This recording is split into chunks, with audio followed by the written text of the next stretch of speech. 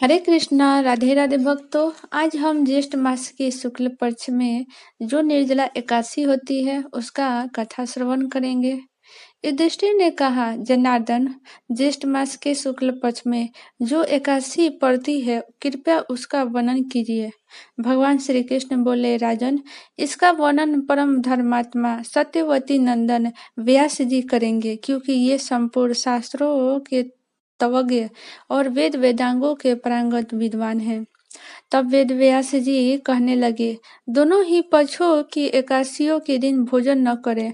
द्वादशी के दिन स्नान आदि से पवित्र हो फूलों से भगवान केशव के पूजन करें।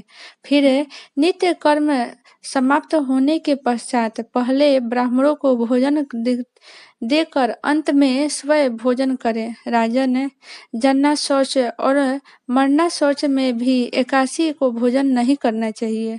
यह सुनकर भीमसेन बोले, परम बुद्धिमान पितामह, मेरे उत्तम बात सुनिए। राजा युधिष्ठिर, माता कुंती, द्रौपदी, अर्जुन, नकुल, सहदेव ये एकादशी को कभी भोजन नहीं करते तथा मुझे भी हमेशा यही कहते हैं कि भीमसेन, तुम भी एकादशी को न खाया करो, किंतु मैं उन लोगों को से यही कहता हूँ कि मुझसे भूख नहीं सही जाएगी। भीमसेन के बात सुनकर व्यास जी ने कहा, यदि तुम्हें स्वर्ग लोक की प्राप्ति अभीष्ट है और नरक को दूषित समझते हो तो दोनों पक्षों की एकादशी को भोजन न करना। भीमसेन बोले, महाबुद्धिमान पितामह, मैं आपके सामने सच्चे बात कहता हूँ। एक बार भोजन करके भी मुझसे व्रत नहीं किया जा सकता, फिर उपवास करके तो मैं रह ही नहीं सकता। मेरे उदर में वृक नामक अग्नि सदा प्रज्वलित रहती है, अतः जब मैं बहुत अधिक खाता हूँ तभी यह शांत होती है। इसलिए महामुनि, मैं वर्ष भर में केवल एक ही उपवास कर सकता हूँ जिससे स्वर्ग की प्राप्ति सुलभ हो तथा जिसके करने से मैं कल्याण के भागी हो सकूं। ऐसा कोई एक व्रत निश्चय करके बताइए, मैं उसका यथोचित रूप से पालन करूंगा। व्यास जी ने कहा, भीम, ज्येष्ठ मास में सूर्य वृष राशि पर हो या मिथुन राशि पर शुक्ल पक्ष में जो एकादशी हो उसका यत्न पूर्वक निर्जल व्रत करो। केवल कुल्ला या आचमन के लिए मुख में जल डाल सकती हो, उसको छोड़कर किसी प्रकार का जल विद्वान पुरुष मुख में न डाले, अन्यथा व्रत भंग हो सकता है। एकादशी को सूर्योदय से लेकर दूसरे दिन सूर्योदय तक मनुष्य जल का त्याग करे तो यह व्रत पूर्ण होता है। तदंतर द्वादशी को प्रभात काल में स्नान करके ब्राह्मणों को विधि पूर्वक जल और स्वर्ण का दान करें।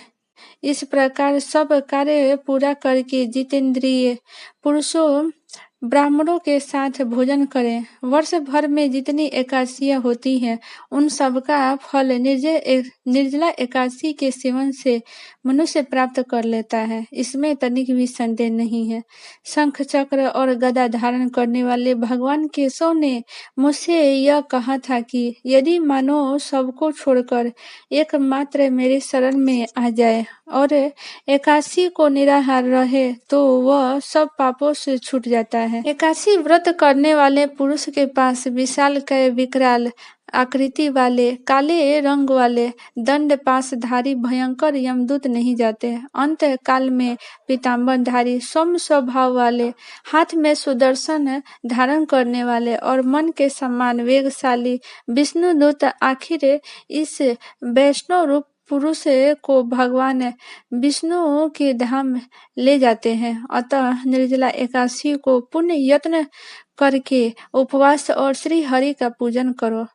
स्त्री हो या पुरुष, यदि उसने मेरु पर्वत के बराबर भी महान पाप किया हो तो भी वह सब इस एकादशी के व्रत के प्रभाव से भस्म हो जाता है। जो मनुष्य इस दिन जल के नियम का पालन करता है वह पुण्य का भागी होता है। उसे एक एक प्रहर में कोटि कोटि स्वर्ण मुद्रा दान करने का फल प्राप्त होता है। मनुष्य निर्जला एकादशी के दिन स्नान, दान, जप, होम आदि जो कुछ भी करता है वह सब अच्छे होता है। यह भगवान श्री कृष्ण का कथन है। निर्जला एकादशी का विधि पूर्वक उत्तम रीति से उपवास करके मानव वैष्णव पद को प्राप्त कर लेता है। जो मनुष्य एकादशी के दिन अन्न खाता है वह पाप का भोजन करता है। इस लोक में वह चंडाल के समान है और मरने पर दुर्गति को प्राप्त होता है। जो ज्येष्ठ के शुक्ल पक्ष में एकादशी का उपवास करके दान करेंगे वे परम पद को प्राप्त होंगे।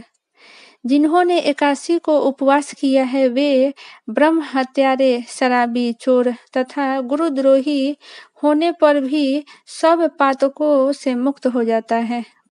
कुंती नंदन, निर्जला एकादशी के दिन श्रद्धालु स्त्री पुरुषों के लिए जो विशेष दान और कर्तव्य विहित है उन्हें सुनो। उस दिन जल में शयन करने वाले भगवान विष्णु का पूजन और जलमय धेनु का दान करना चाहिए अथवा प्रत्यक्ष धेनु या घृतमय धेनु का दान उचित है। पर्याप्त दक्षिणा और भांति भांति के मिष्ठानों द्वारा यत्न पूर्वक ब्राह्मणों को संतुष्ट करना चाहिए। ऐसा करने से ब्राह्मण संतुष्ट होते हैं और उनके संतुष्ट होने पर श्री हरि मोक्ष प्रदान करते हैं। जिन्होंने सम, दम और दान में प्रवृत्त हो श्री हरि के पूजन और रात्रि में जागरण करते हुए इस निर्जला एकादशी का व्रत किया है उन्होंने अपने साथ ही बीती हुए 100 पीढ़ियों को और आने वाले 100 पीढ़ियों को भगवान वासुदेव के परम धाम पहुंचा दिया है। निर्जला एकादशी के दिन अन्न, वस्त्र, गौ, जल, शैया, सुंदर आसन, कमंडलू तथा छाता दान करने चाहिए। जो श्रेष्ठ तथा सुपात्र ब्राह्मण को जूता दान करता है वह सोने के विमान पर बैठकर स्वर्गलोक में प्रतिष्ठित होता है। जो इस एकादशी के महिमा को भक्ति पूर्वक सुनता अथवा उसका वर्णन करता है वह स्वर्गलोक में जाता है। चतुर्दशी युक्त अमावस्या को सूर्य ग्रहण के समय श्राद्ध करके मनुष्य जिस फल को प्राप्त करता है वही फल इसके श्रवण से भी प्राप्त होता है। पहले दंत धावन करके यह नियम लेना चाहिए, मैं भगवान केशव के प्रसन्नता के लिए एकादशी को निराहार रहकर आचमन के सिवा दूसरे जल का भी त्याग करूंगी। द्वादशी को देवेश्वर भगवान विष्णु का पूजन करना चाहिए। गंध, धूप, पुष्प और सुंदर वस्त्र से विधि पूर्वक पूजन करके जल के घड़े का दान करना चाहिए। संसार सागर से तारने वाले हे देव हृषिकेश, इस जल के घड़े का दान करने से आप मुझे परम गति प्राप्ति कराइए। भीमसेन, ज्येष्ठ मास के शुक्ल पक्ष की जो शुभ एकादशी होती है उसका निर्जल व्रत करना चाहिए। उस दिन श्रेष्ठ ब्राह्मणों को शक्कर के साथ जल के घड़े दान करने चाहिए। ऐसा करने से मनुष्य भगवान विष्णु के समीप पहुंचकर आनंद का अनुभव करता है। तत्पश्चात द्वादशी को ब्राह्मण भोजन कराने के बाद स्वयं भोजन करना चाहिए। जो इस प्रकार पूर्ण रूप से पाप नाशिनी एकादशी का व्रत करता है वह सब पापों से मुक्त हो आनंदमय पद को प्राप्त होता है। यह सुनकर भीमसेन ने भी इस शुभ एकादशी का व्रत आरंभ किया। तब से ही यह लोक में पांडव द्वादशी के नाम से भी विख्यात है। बोलो।